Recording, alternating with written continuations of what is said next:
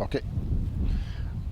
Depuis lundi, nous partageons ensemble des astuces pratiques qui vont nous aider à grandir avec Dieu. Comment entendre Dieu? Les 7 raisons pour y arriver. Et c'est ce que je vous partage de manière pratique. Chaque jour, on se retrouve ensemble sur Reviens à ses pieds. C'est le prophète Marc.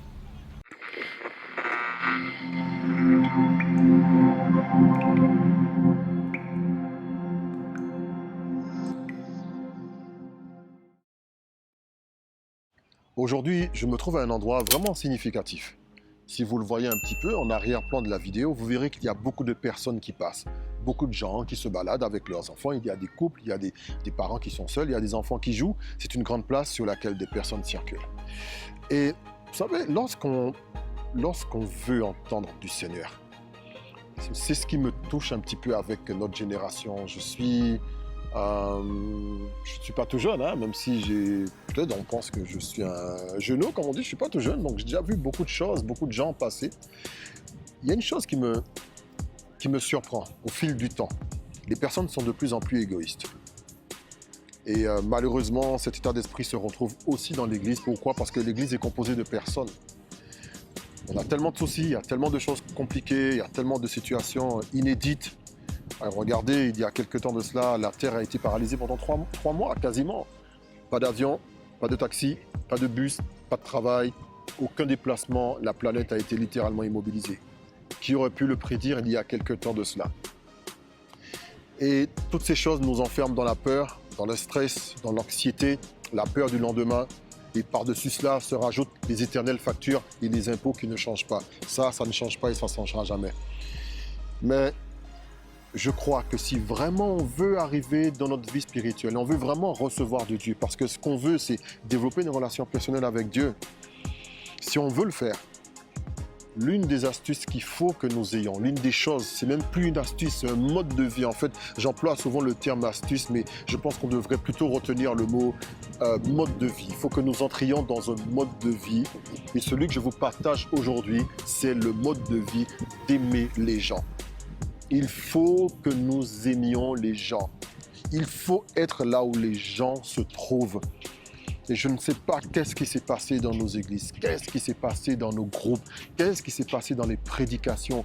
Et on prêche tellement, je ne sais pas, peut-être qu'il y a trop de révélations, mais plus il y a c'est quoi ces révélations? Plus on les entend et plus on s'éloigne des gens. Plus on les entend et plus on devient sectaire. Plus on les entend et plus on parle de mon pasteur, de notre église, de mon église. Il y a la compétition des églises. Mon église, on chante bien. Mon église, mon pasteur prêche bien. Mon prophète, mon ceci. D'ailleurs, entre parenthèses, je ne suis pas votre prophète, d'accord? Je suis le prophète de personne. Je suis le prophète de Dieu, ok? Donc ça, c'est une parenthèse que je referme tout de suite. Ne me mettez pas dans vos histoires de mon prophète, là. Et plus on écoute des messages, plus on devient égoïste. Et d'ailleurs, si quelqu'un me voyait aujourd'hui, là, il va dire « Oh, j'ai vu le prophète Marc, il était à côté d'un bar. J'ai vu le prophète Marc, il était à un endroit où il y a des gens. » Mais vous croyez quoi? Qu'un prophète est tout le temps sur une montagne, en train de jeûner, avec la barbe qui grandit, qui devient blanche. Bon, vous avez vu, pendant le confinement, ma barbe a grandi, mes cheveux ont poussé. On a commencé à... Il y en a qui ont été offusqués de voir là, les cheveux qui poussent, ma barbe qui pousse.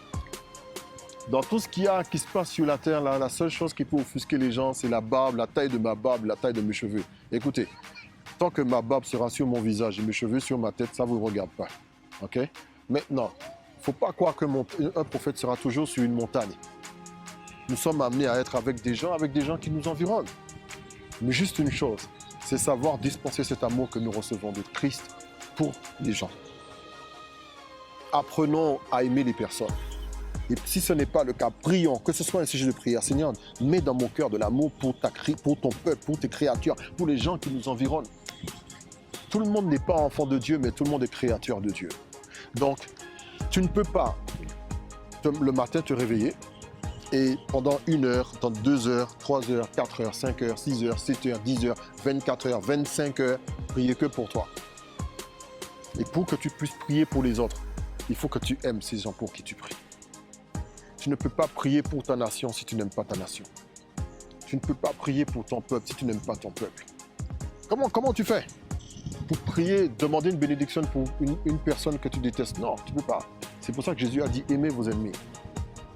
Nous devons aimer. Et nous devons aimer les gens. Tu dois aimer ton peuple, tu dois aimer ta famille, tu dois aimer le pays dans lequel tu te trouves, tu dois aimer la nation qui t'a accueilli, en marge de prier pour elle. Donc voilà quelque chose que je vais partager avec vous simplement, tout simplement.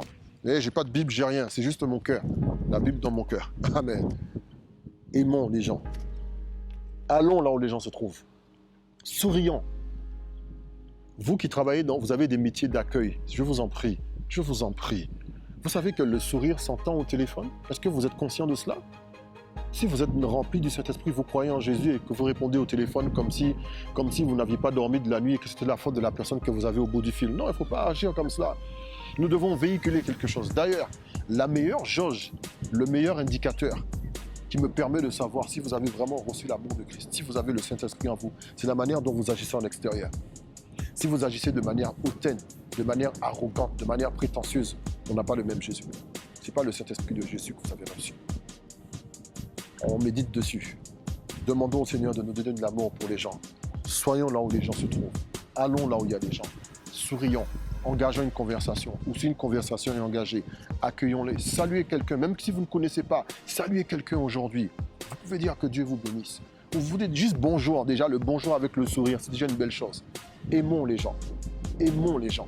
Et lorsque l'amour que tu as, tu vas devant Jésus, tu commences à prier comme ça, le Seigneur peut te révéler des choses. C'était l'astuce du jour, c'était le mode de vie du jour, la chose qu'il faut faire rentrer pour la nouvelle saison.